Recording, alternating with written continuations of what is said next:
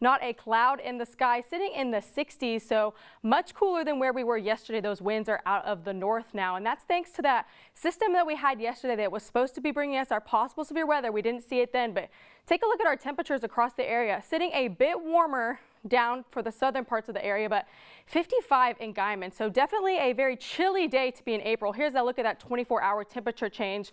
20 degrees cooler here in Norman, but almost 40 degrees cooler in Woodward. So definitely chilly, and we can see that's thanks to that system that moved through.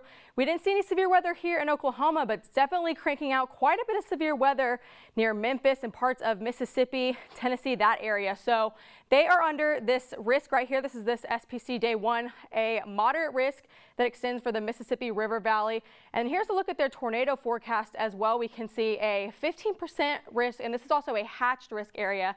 So definitely a high tornado day for them there. So if you know anybody there, maybe give them a heads up.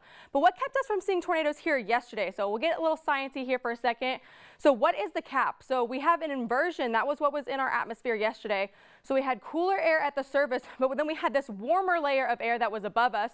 So when clouds and parcels try to rise and they rise, they need to go into a cooler atmosphere. But when we have that warmer layer, everything kind of diminishes. So when we break the cap, that's when we have a lot of surface daytime heating.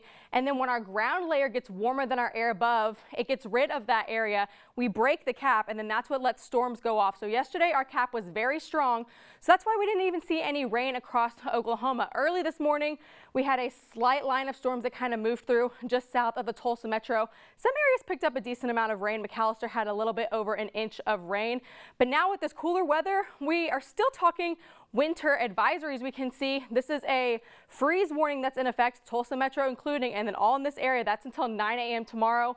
And then a frost advisory, that's going to be for parts of eastern Oklahoma as well. So I hope you didn't plant any of your plants yet because, well, it's going to be pretty chilly. We can see evening planter here, though, in Norman, going to be in the 60s.